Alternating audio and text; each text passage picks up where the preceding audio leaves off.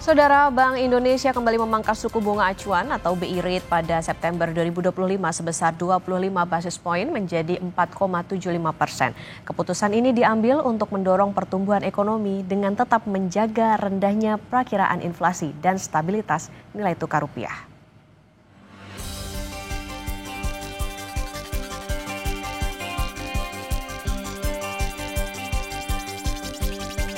Rapat Dewan Gubernur Bank Indonesia pada 16 hingga 17 September 2025 memutuskan menurunkan suku bunga acuan BI Rate sebesar 25 basis poin atau BPS menjadi 4,75%.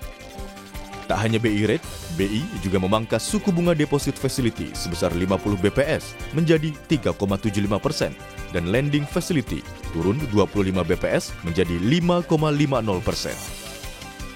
Sejak September 2024, Bank Indonesia tercatat sudah menurunkan BI Rate sebanyak 6 kali.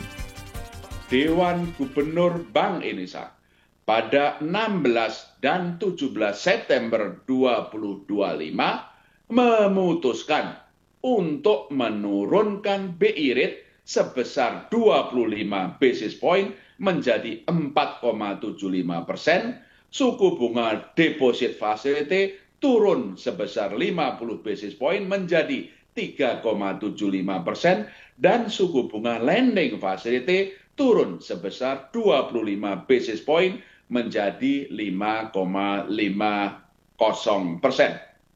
Keputusan ini sejalan dengan upaya bersama untuk mendorong pertumbuhan ekonomi dengan menjaga tetap rendahnya perkiraan inflasi 2025 dan 2026 dalam sasaran 2,5 plus minus 1% dan stabilitas nilai tukar rupiah sesuai dengan fundamentalnya.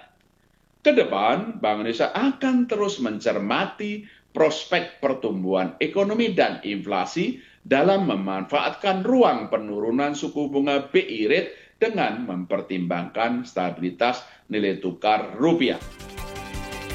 Kebijakan ekspansi likuiditas moneter dan makroprudensial longgar terus diperkuat untuk menurunkan suku bunga, meningkatkan likuiditas, dan mendorong kredit pembayaran bagi pencapaian pertumbuhan ekonomi yang lebih tinggi.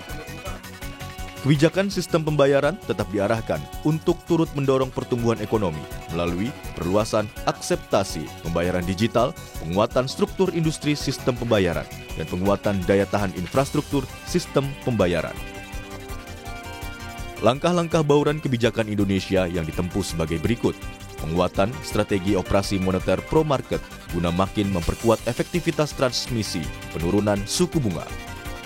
Meningkatkan likuiditas dan mempercepat pendalaman pasar uang dan pasar valuta asing atau falas.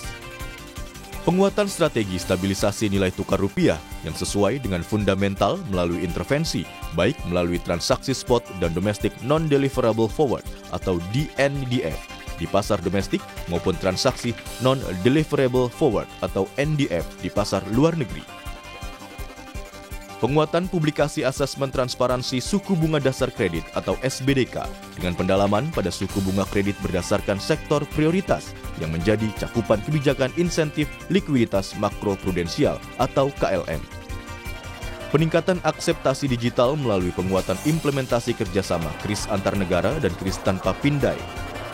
Penguatan dan perluasan kerjasama internasional di area kebank sentralan, termasuk dengan memperkuat konektivitas sistem pembayaran dan transaksi menggunakan mata uang lokal, serta memfasilitasi penyelenggaraan promosi investasi dan perdagangan di sektor prioritas bekerjasama dengan instansi terkait.